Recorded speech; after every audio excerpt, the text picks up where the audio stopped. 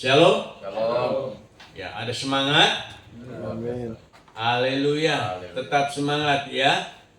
Kita tetap masih di bulan September ini dengan suatu tema pergumulan yang memerdekakan kita. Saudara yang Tuhan kasihi, pergumulan yang memerdekakan adalah suatu tema yang menantang kepada kita, bahwa setiap pergumulan manusia itu tentu ada, tetapi pergumulan itu membuat kita tercundang, atau membuat kita kalah, atau membuat kita lari koncar-kacir, atau membuat kita bisa menang dan merdeka. Oleh karena itu, pagi hari ini kita akan diberkati dengan suatu kebenaran, yaitu kebenaran pergumulan yang memerdekakan. Suatu contoh ataupun figur di dalam Alkitab yang tidak asing lagi, saya akan bacakan di dalam 1 Samuel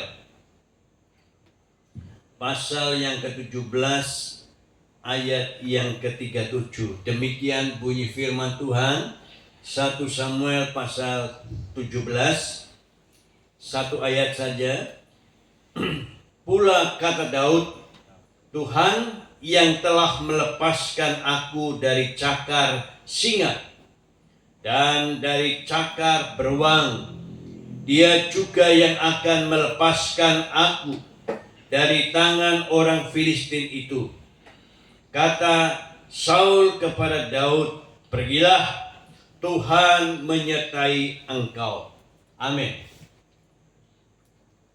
Saudara yang Tuhan kasihi, pergumulan setiap manusia itu satu sama lain tentunya tidak sama.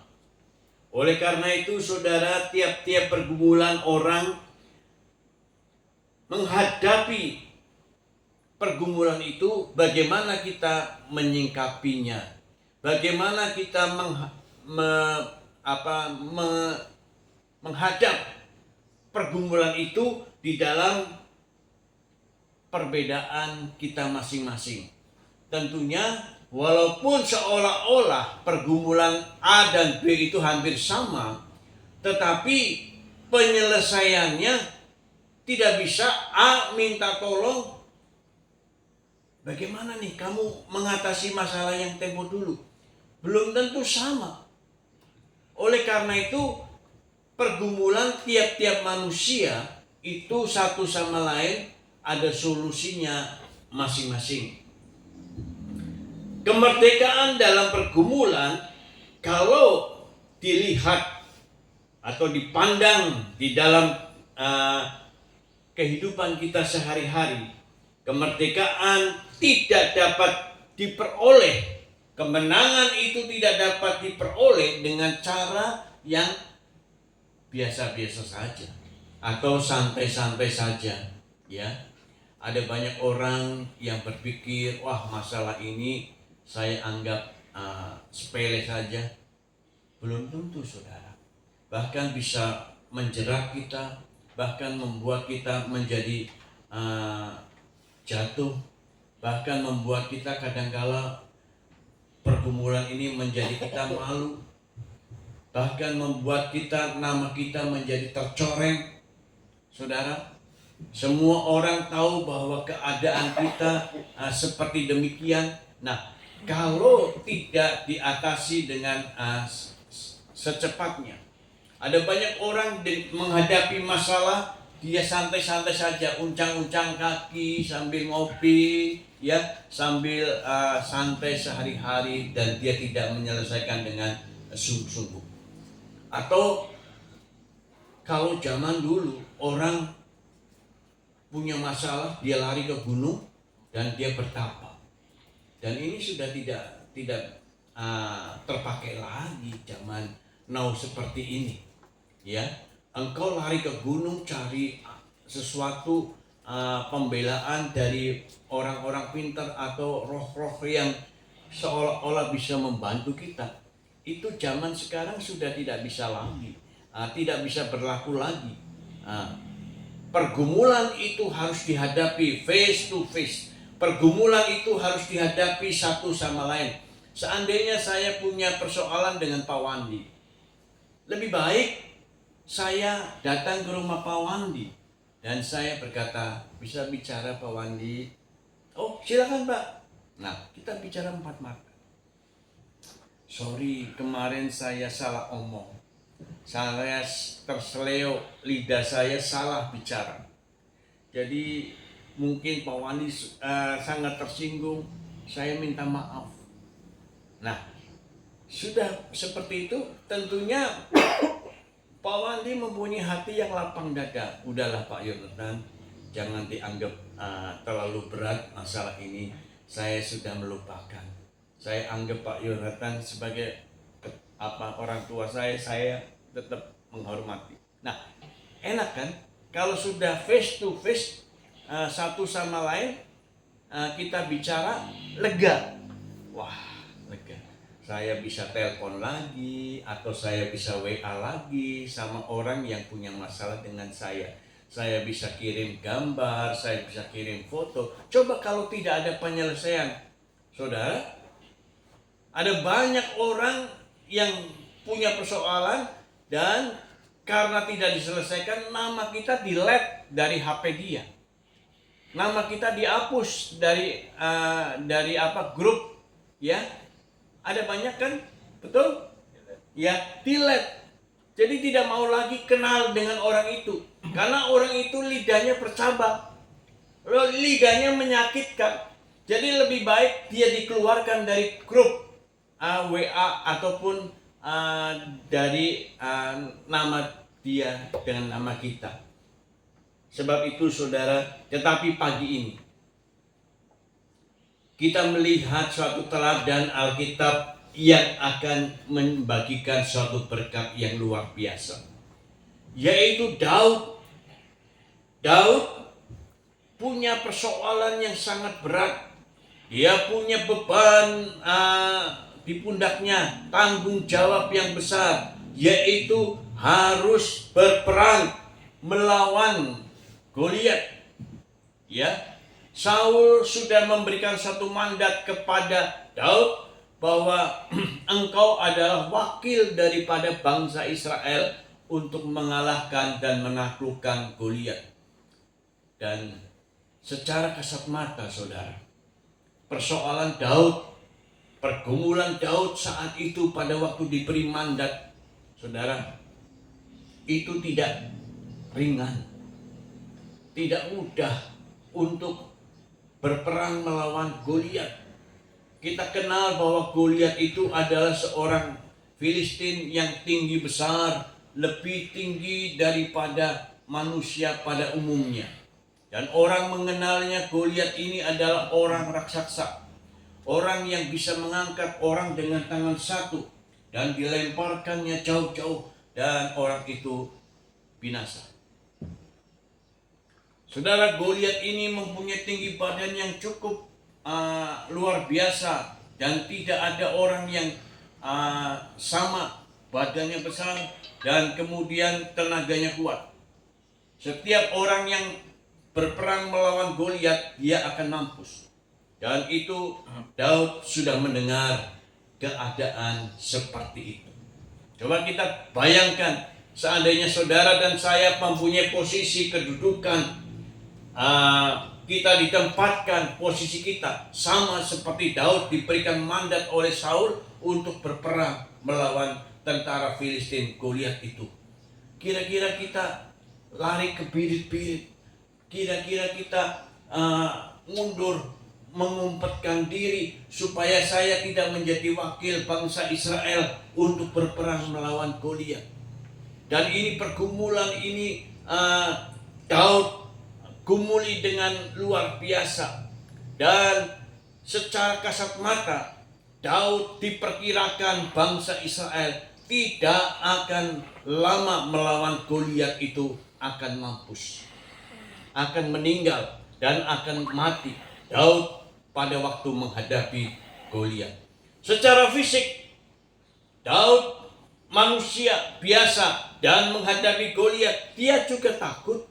Tetapi kenapa saya mendapatkan satu mutiara-mutiara yang memberkati kita? Daud pada waktu dia melawan Goliat dengan tentara yang badannya tinggi, gede, besar dan dikenal raksasa itu, kok Daud ternyata bisa mendapatkan suatu kemenangan.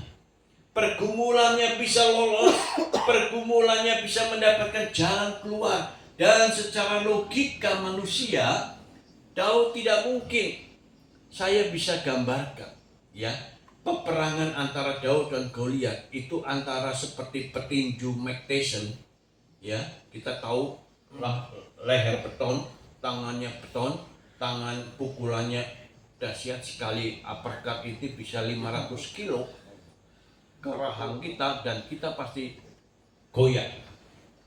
Saudara, seperti Mike Tyson dengan seorang pelawak yang namanya kita kenal almarhum Doyo.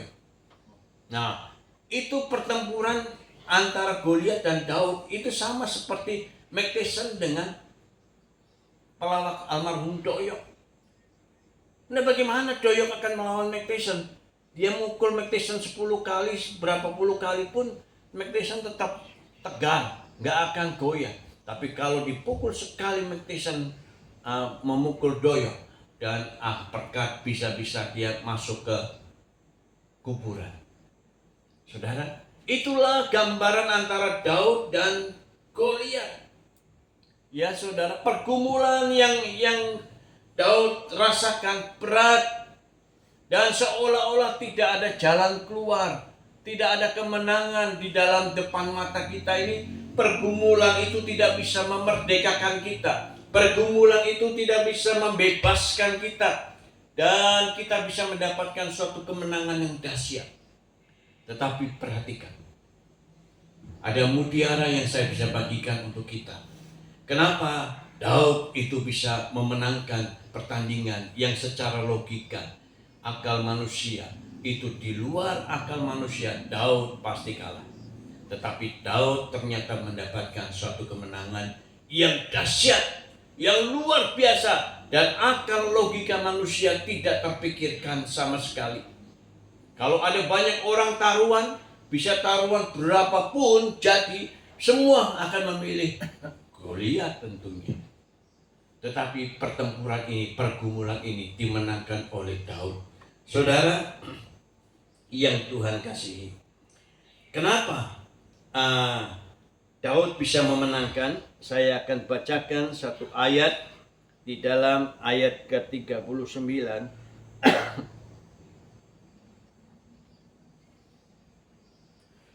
Ayat 39. Lalu Daud mengikatkan pedangnya di luar baju perangnya. Kemudian berikhtiar berjalan sebab belum pernah dicobanya. Maka berkatalah Daud kepada Saul, "Aku tidak dapat berjalan dengan memakai ini, sebab belum pernah aku mencobanya." Kemudian ia menanggalkannya. Itu, ya saudara.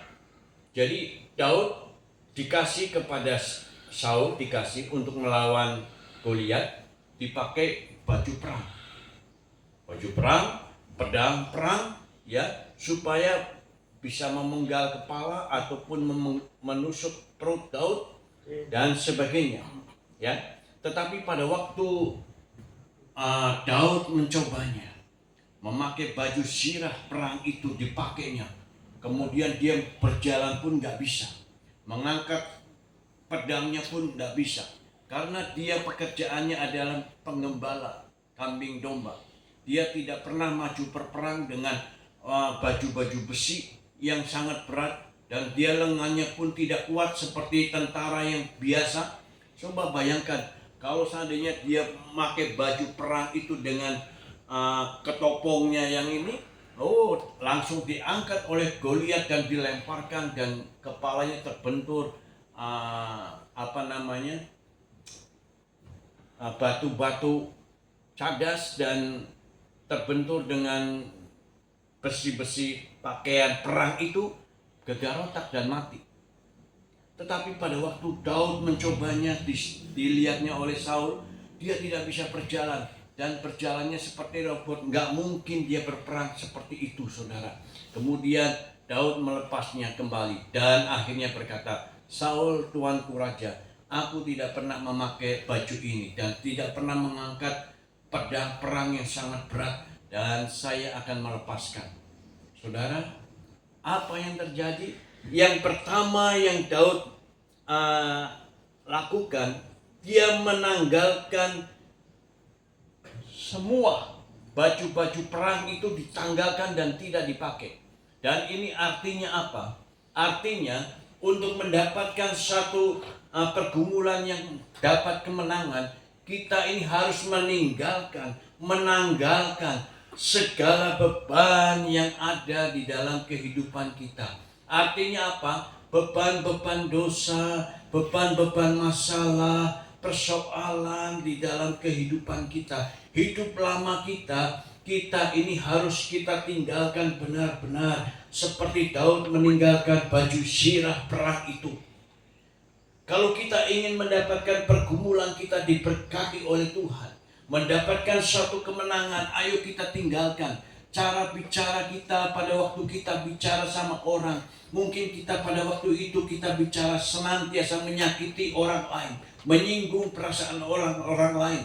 Kemudian kita bisa menyindir-nyindir, menfitnah orang lain. Dan itu semua hidup lama kita harus tinggalkan itu semua. Jangan dipegang, jangan dipakai cara-cara hidup itu yang membuat kita tidak bisa bergerak, yang membuat kita terbelenggu, yang membuat kita menjadi kaku di dalam kehidupan kita tinggalkan. Ya, saudara yang Tuhan kasihi, kalau kita ingin hidup di dalam Tuhan, kita ingin pergumulan kita dimenangkan oleh Tuhan, mari kita koreksi hidup lama kita. Apa nih yang membuat kita seringkali jatuh di dalam kehidupan sehari-hari? Ya, saudara, saya ambil contoh suatu pendaki gunung, ilustrasi. Ya, pendaki gunung.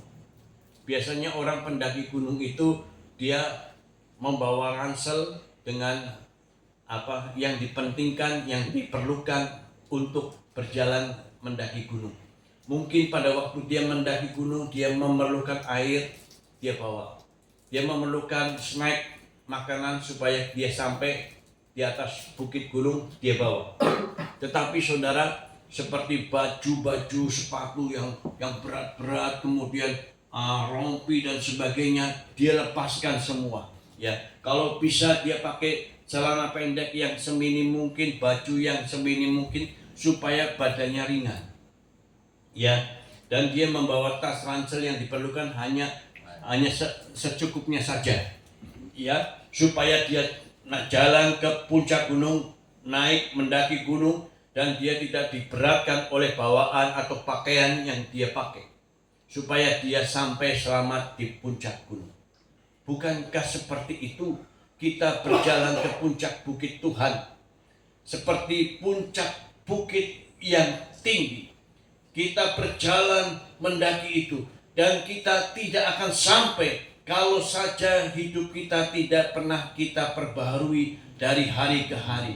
Kalau saja kehidupan kita tidak pernah meninggalkan segala dosa-dosa kita, segala percakapan pembicaraan kita yang menyakitkan, yang tidak dewasa, kita tinggalkan. Walaupun mungkin seperti Yordan, usia masih muda 20-an, ya, tetapi perkataannya kok luar biasa baik, ya, kok bijaksana dan mengerti, bisa nyambung dengan pembicaraan Om Yonatan. Nah, ini artinya kita tinggalkan perkataan-perkataan yang tidak baik. Seperti Yordan mungkin sama, seperti demikian.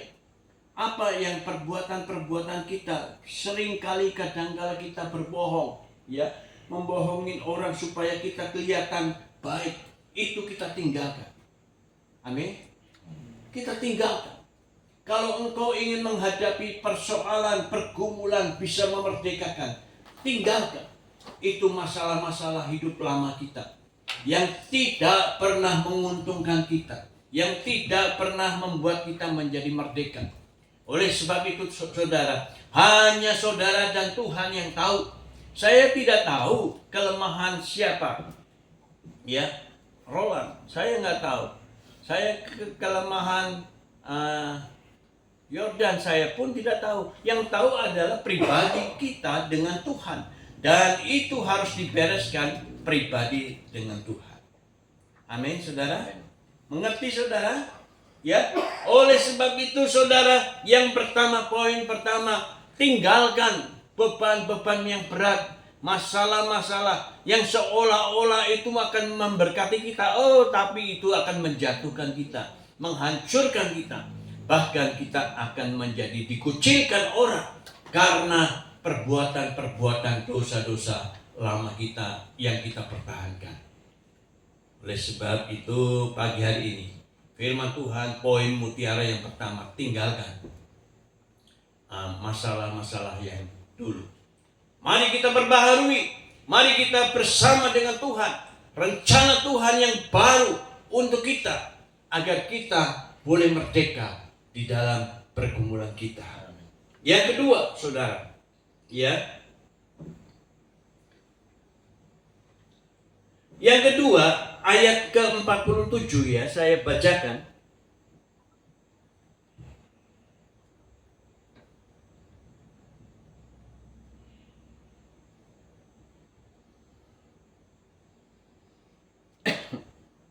Ya, ayat 47, dan supaya segenap jemaah ini tahu bahwa Tuhan menyelamatkan bukan dengan pedang dan bukan dengan lembing, sebab di tangan Tuhanlah pertempuran dan Ia pun menyerahkan kamu ke dalam tangan kami.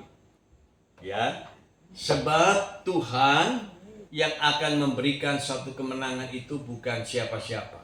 Jadi Daud luar biasa, dia sangat-sangat mengandalkan Tuhan. Ya, kalau engkau di dalam pergumulanmu ingin diberkati, selain tadi meninggalkan segala hidup lama kita, tetapi yang kedua, poin yang kedua, harus tetap mengandalkan Tuhan. Ya, mengandalkan Tuhan ini luar biasa dahsyatnya. Kalau kita mengandalkan Tuhan, segala sesuatunya boleh diberkati Tuhan, diatur oleh Tuhan. Segala sesuatunya Tuhan yang akan beracara. Kalau kita percaya dengan name of Jesus Christ, dan itulah yang akan memberkati kita. Saya punya pengalaman. Pada waktu tahun berapa itu saya melayani satu kebaktian kebangunan rohani di kota Mojokerto. Saat hari H itu, satu hari sebelum hari H, kami bersama tim dijamu sama gereja itu makan pecel. Saudara, pecel di sana itu katanya number one Indonesia, nomor 1 di Indonesia, ya saudara. Dan kita makan pecel bercampur dengan tahu goreng, tempe goreng, kemudian kerupuk rempeyek, ya saudara. Memang enak banget, saudara. Saya bilang, saya ditawari nasi, saya bilang saya tidak perlu nasi, di Jakarta banyak nasi, saya perlu pecel aja. Kita makan pecel sampai mungkin 2 piring, ya tahunya hampir setengah piring sama. Wah, saat itu masih muda-muda, ya, masih seumur Yordan mungkin, ya. Jadi nafsu makan masih tinggi, dan bolehlah. Ya, saat itu besoknya pagi KKR, malam-malam saudara, karena itu terlalu banyak makan pecel, itu moncor-moncor saudara. Wah, diare. Waduh, ya, minum obat diare, tetap sampai malam saya moncor-moncor, dan paginya harus khotbah. Saya bilang sama tim, saya nggak bisa khotbah nih, saya moncor-moncor. Waduh, Pak Yonatan, kalau bukan Pak Yonatan hari pertama yang khotbah untuk menggebrak jemaat, besoknya KKR kedua pasti gagal, sepi. Wah, percuma. Nah, waduh, tapi bagaimana? Saya sudah siap. firman Tuhan sudah kami siapkan, tetapi tidak bisa. Takutnya nanti masih khotbah mau BAB dan saya harus lari, dan nggak ada di mana-mana. Pendeta khotbah ke kamar kecil dulu, nanti kamar kecil dulu. Nah, saya bilang nggak bisa. Tetapi pada saat itu, saudara yang Tuhan kasihi, saat ibadah dimulai, saya pun masih buang air ke kamar kecil, ya. Tuhan, kami menyembah, kami percaya darah Yesus, dalam nama Yesus, dalam nama Yesus. Tuhan Yesus yang bertanggung jawab. Kalau saya di mimbar sampai saya harus ke kamar kecil, Tuhan Yesus yang bertanggung jawab. Saya menyembah terus, sama teman-teman menumpangi tangan di perut saya. Apa yang terjadi? Saat itu saya merasakan kehangatan dari kepala sampai ujung kaki. Kehangatan, saya mulai berkeringat. Saya mulai menyembah lagi terus. Dan pada waktu diberikan oleh MC atau WL kepada hamba Tuhan, saya maju ke depan dan saat itu saya berkhotbah. Pas. Sampai 1 jam saya berkhotbah dan tidak merasa sakit perut. Saudara yang Tuhan kasih, saya hanya percaya nama Yesus. Saya percaya nama Yesus. Ada mujizat. Tetapi ada banyak orang, dia mau ke gereja, nggak percaya nama Yesus. Saya sakit, Pak. Saya sakit. Saya nggak ke gereja. Saudara, kalau kita maju dengan iman, percaya, berjalan dengan iman, maju. Kita belum sampai di gereja, kita memuji Tuhan mungkin di gereja, sakit itu bisa hilang. Sakit itu bisa lenyap. Sakit itu bisa diganti dengan kemerdekaan, kemenangan. Dan mujizat Tuhan akan dicurahkan oleh setiap orang yang percaya nama Yesus adalah nama yang dahsyat, nama yang luar biasa. Nama Yesus adalah nama yang di atas segala nama. Dan kita akan mendapatkan kemenangan, kemerdekaan, dan pergumulan itu boleh dimenangkan di dalam nama Yesus. Saudara, apakah kita percaya? Amin, saudara? Amin. Ya. Alkitab juga sudah memberikan suatu teladan, ya, saudara. Wanita yang meleleh darah 12 tahun, dia berkata dengan iman, asalku jamah jubahnya, aku pasti sembuh. Jubah siapa? Jubah Yesus. Dia percaya. Dia tidak minder lagi. Dan dia percaya. Alkitab memberikan teladan.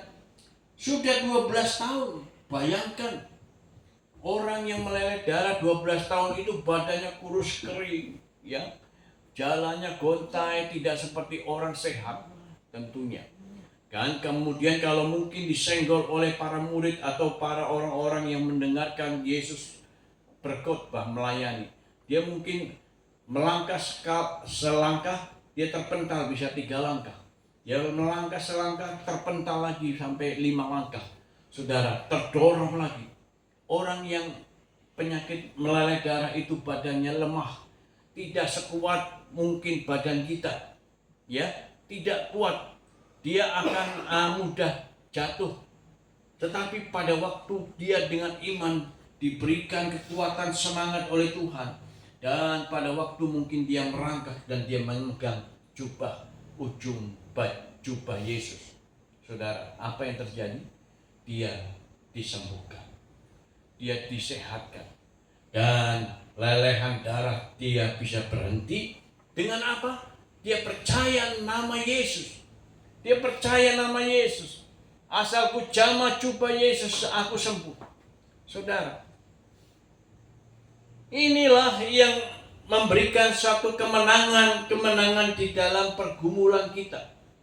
Pergumulan yang berat, yang seolah-olah tidak ada jalan keluar, yang seolah-olah itu buntu melihat persoalan kita. Tetapi Alkitab sudah mencatat kepada kita bahwa pergumulan itu akan memerdekakan kita, akan membuatkan kita menjadi kemenangan, menang di dalam segala perkara.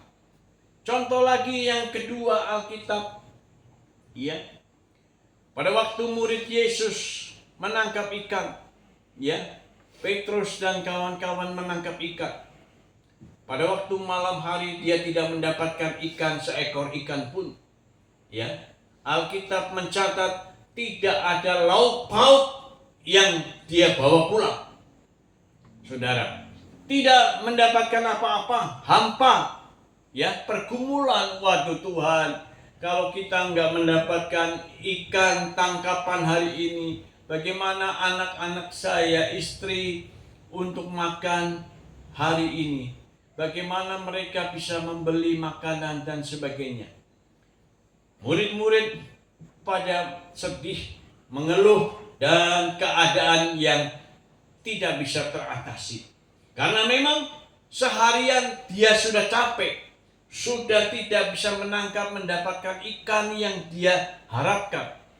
Seorang nelayan tentunya kalau pulang itu kan mengharapkan, kalau pulang kita bawa ikan banyak, kita bisa jual, kita bisa dapat uang, kita bisa berikan untuk keluarga, untuk membeli makan, untuk sekolah, untuk beli pakaian dan sebagainya. Nah, saudara yang Tuhan kasih, saat itu para murid sudah capek, malam-malam dia sudah bekerja payah mencari ikan.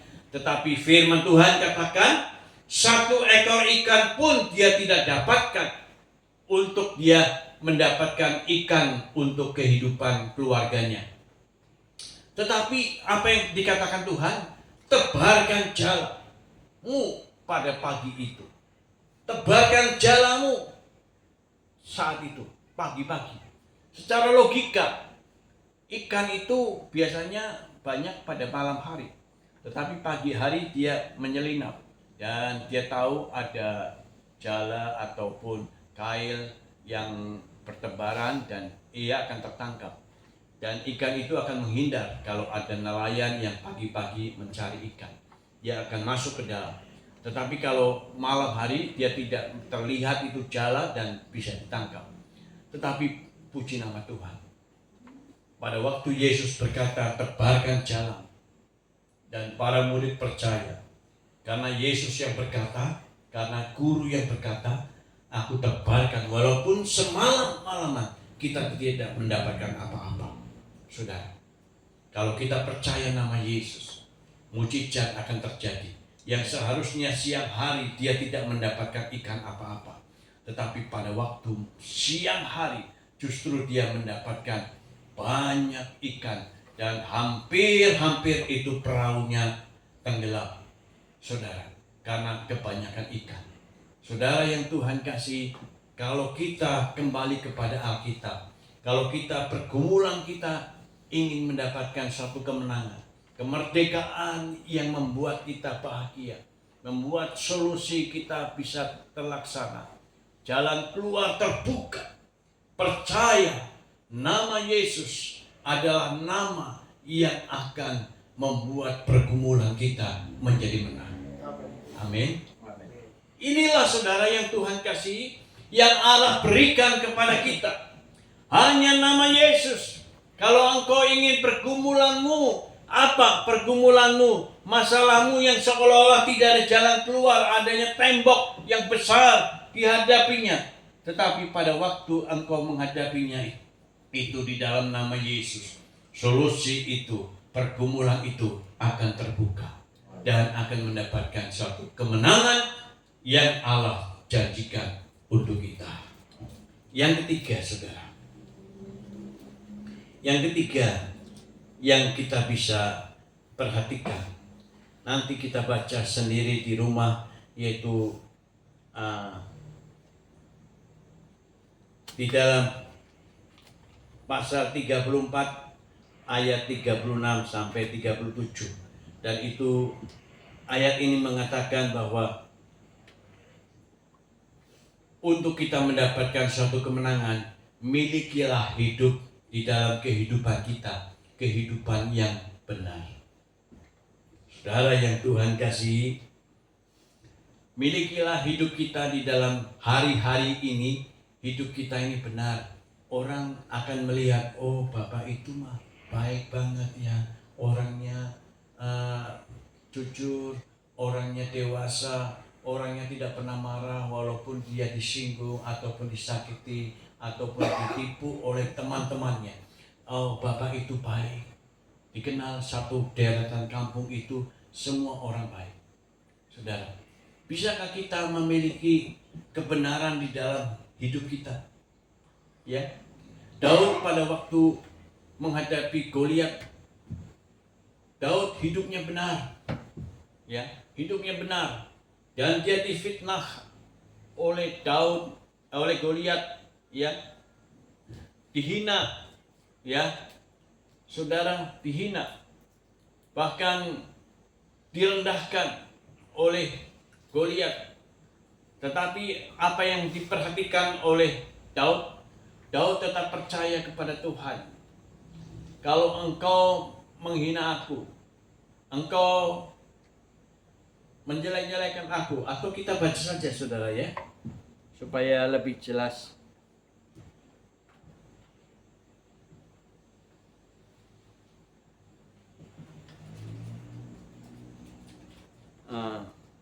Satu Samuel pasal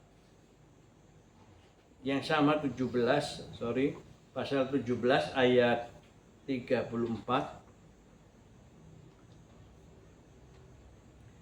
Tetapi Daud berkata kepada Saul, hambamu ini biasa mengembalakan kambing domba ayahnya. Apabila datang singa atau beruang yang menerkam seekor domba dari kawanan, maka aku menghajarnya dan melepaskan domba itu dari mulutnya. Kemudian apabila ia berdiri menyerang aku, maka aku menangkap janggutnya lalu menghajarnya dan membunuhnya, baik singa maupun beruang, tetapi dihajar oleh hambamu ini. Dan orang Filistin yang tidak bersunat itu, ia akan sama seperti salah satu daripada binatang itu, karena ia telah mencemooh, nih perhatikan ya, mencemooh barisan daripada Allah yang hidup. Pula kata Daud, Tuhan yang telah melepaskan aku dari cakar singa dan dari cakar beruang, dia juga akan melepaskan aku dari tangan orang Filistin. Kata Saul kepada Daud, pergilah, Tuhan menyertai engkau. Saudara yang Tuhan kasihi, Goliat mencemooh ya Daud, tetapi Daud tidak tersinggung, sebab dia tahu bahwa Daud hidupnya benar. Kalau orang hidupnya benar, engkau difitnah apapun, engkau dijatuhkan bagaimanapun, itu berarti orang yang memfitnah kamu adalah orang juga memfitnah Tuhan. Kalau kita hidupnya lurus di hadapan Tuhan ya, saudara. Tetapi jangan sampai kita bengkok, ya itu salahnya sendiri. Tetapi kalau hidupnya benar, berarti bahwa pada waktu orang yang benar itu difitnah, orang itu juga memfitnah Tuhan. Dan itu artinya orang yang benar tidak akan melawan apa-apa, dia hanya berpangku tangan, tetapi nanti kuasa Tuhan yang turun kepada orang yang memfitnah kita ini akan membuat perhitungan, ya, pembalasan. Dan itu pembalasan itu semua haknya Tuhan. Oleh karena itu saudara yang Tuhan kasihi, hiduplah benar di hadapan Tuhan. Kalau kita hidup benar, semua yang direkayasa oleh manusia akan menjadi jalan tol yang lurus di hadapan Tuhan. Saudara, orang yang hidupnya benar akan dimudahkan berkat-berkatnya kepada kita. Saudara, orang yang hidupnya benar, saudara, ya, kami pernah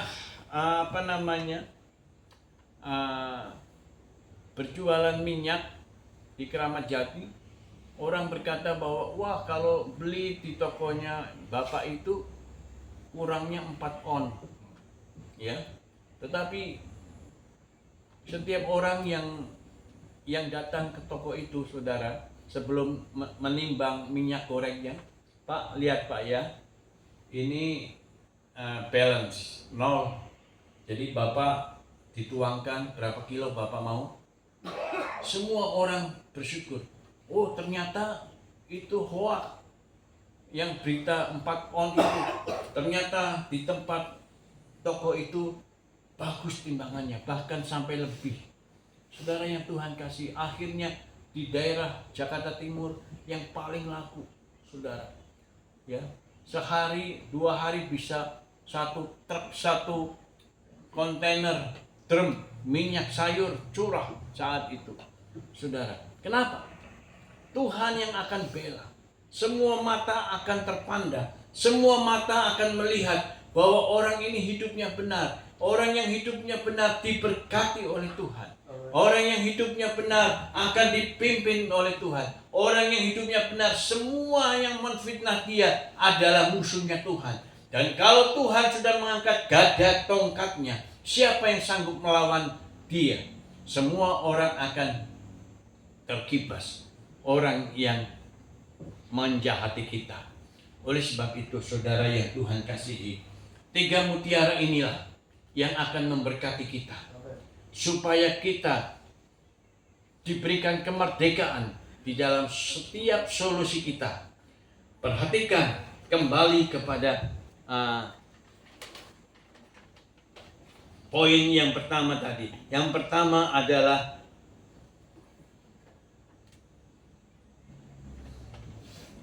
meninggalkan hidup lama kita, ya. Kalau kita ingin mendapatkan solusi, yang pertama adalah kita meninggalkan segala dosa-dosa kita. Yang kedua, mengandalkan nama Tuhan. Ya, percaya bahwa di dalam nama Tuhan ada mujizat, ada berkat, ada jalan keluar. Dan yang ketiga, milikilah hidup yang benar di dalam hidup kita, agar kita diberkati oleh Tuhan. Sebab pada waktu kita hidup benar, Tuhan memihak kepada kita. Amin. Kebenaran firman Tuhan ini bisa memberikan solusi kemerdekaan di dalam hidup kita. Tuhan memberkati. Amin. Mari kita tunduk kepala. Kita angkat satu pujian. Aku mengasihimu Yesus. Aku mengasihi. Mari kita bangkit berdiri.